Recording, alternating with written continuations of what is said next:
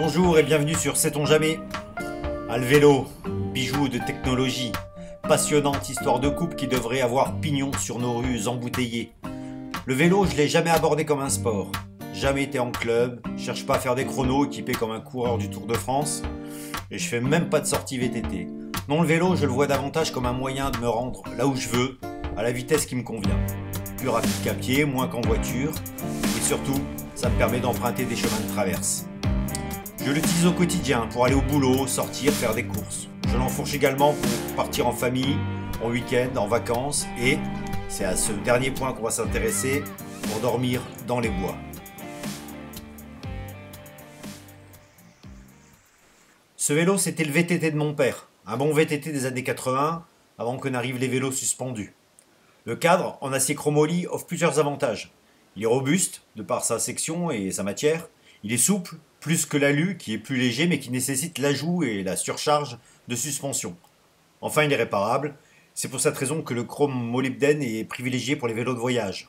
Quand on fait le tour du monde, on trouve plus facilement quelqu'un capable de souder de l'acier que de l'aluminium. Au niveau des composants, tout est d'origine. Plateau, pignon, pédales, chaîne, selle. J'ai juste changé le guidon pour une forme qui permet de varier les positions. Par contre, j'y ai ajouté quelques équipements indispensables pour nos nuits dans les bois. 2 garde-boue pour éviter de nous tapisser de terre et 2 porte-bagages ou plutôt porte-sacoches. Ces sacoches arrière étanches en bâche de camion ont un volume de 25 litres chacune et sont fabriquées en Pologne par Crosso. Je trouve qu'elles sont une bonne alternative aux leaders que sont Vaud et Ortlieb. Moins chères et surtout équipées de crochets en acier indestructible, contrairement au système Quick Lock qui est en plastique et donc fragile. De plus, le fameux système d'accrochage-décrochage rapide est bien pratique pour les voleurs. Suffit de voir le nombre de sacoches vendues à l'unité sur le bon coin pour cause de vol de la seconde. Avec ce système rudimentaire, il faut se pencher derrière la sacoche pour la décrocher. Avec le coup de main, ça va vite, mais sans connaître, la sacoche reste accrochée au porte-bagages. À l'avant, une paire de sacoches en tissu, solide, achetée d'occasion, avec aussi des crochets métalliques. Comme ces sacoches ne résistent qu'à une pluie modérée, on verra que je les protège avec des sacs étanches. Donc une quinzaine de litres chacune pour l'avant, ce qui fait un volume total d'emport étanche de 80 litres. Et là, on comprend l'avantage du vélo. Parce qu'avec un sac de 80 litres chargé sur le dos, j'irai beaucoup moins loin et beaucoup moins vite qu'avec ces sacoches sur mon vélo. Sacoches dont je vais maintenant dévoiler les contenus. Allez, on commence par cette première sacoche arrière tribord qui contient ce qu'il faut pour dormir, avec donc les sacs de couchage, celui de mon fils que je sors maintenant, mon propre sac de couchage et 2 matelas gonflables Cytosummit qui ont l'avantage d'être confortables, isolants et surtout très compacts. Alors à bâbord, accessible en premier pour monter un abri en cas de pluie soudaine, un tapis de sol isolant Space Blanket, ainsi que le tarp 3x3 DD Hammock. On trouve aussi un hamac filet qui sert principalement au stockage hors sol, mais qui fait aussi une bonne balançoire pour mon fils. Ainsi que 2 sacs étanches contenant nos vêtements de rechange et qui servent aussi d'oreiller. Accès rapide à la poche externe de cette sacoche, on trouve un sac en tissu, de petits sacs poubelles pour les déchets et emballage, le cordage pour monter le tarp et de petits bricolages, ainsi que nos couverts et un petit kit d'aquarelle avec une boîte de pellicule photo pour tremper les pinceaux. Voilà, donc à droite là c'est pour dessiner. Il me suffit de déclipser le rabat pour sortir la housse étanche qui vient protéger les 2 sacoches avant. Glissé contre la plaque qui rigidifie la sacoche, on va trouver un carnet à dessin. Maintenant, dans la sacoche, des flacons d'algène contenant huile, vinaigre, sel, poivre, épices et quelques ziplocs. Des assiettes en plastique qui ont moins 30 ans mais qui tiennent le coup. Un réchaud à bois à pyrolyse, quand on ne peut pas faire de feu au sol. Une petite animation réalisée avec mon fiston.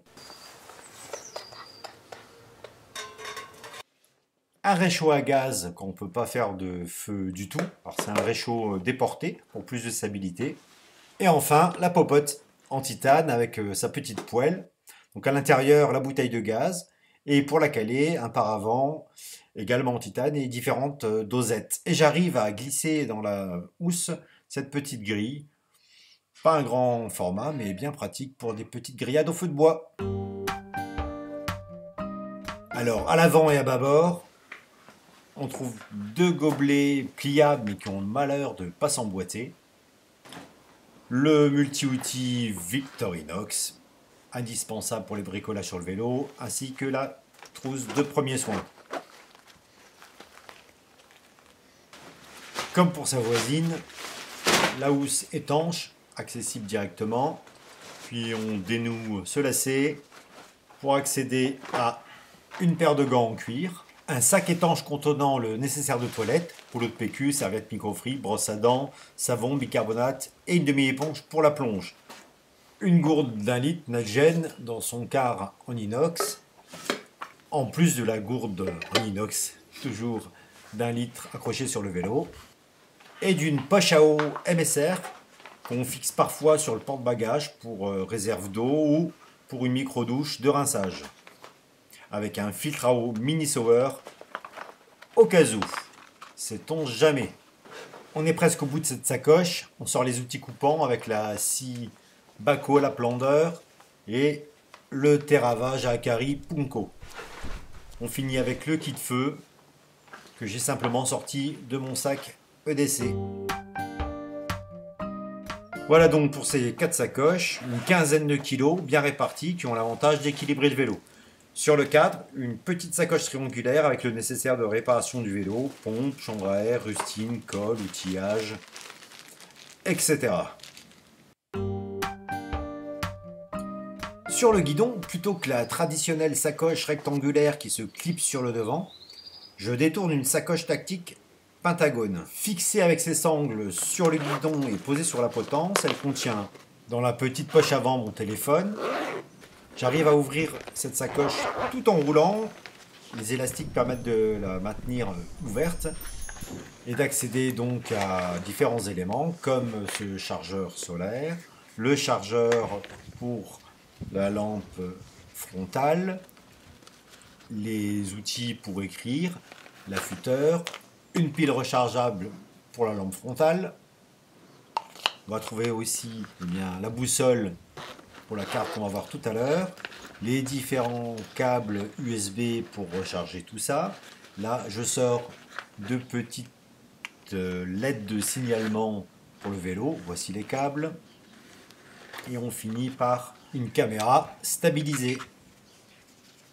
Enfin, le porte-carte étanche fixé à la sacoche vient la recouvrir et donc la protéger de la pluie. Voilà, on a fait le tour de ce vélo de bivouac avec tout le matériel pour 2 personnes. Et mon fils peut rouler léger à mes côtés quand on est en forêt ou attaché à mon vélo sur la route avec un super système que je présenterai dans une future vidéo.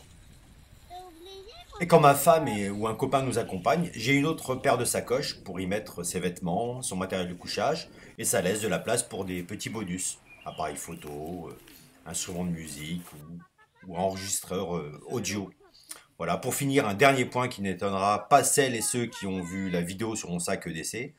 Je considère que chaque objet doit répondre à 3 niveaux d'exigence. Le quotidien, la sortie et l'urgence. Au quotidien ou même pour une sortie à la journée, les sacoches servent au transport de matos pour le boulot, pour les courses, on l'a vu.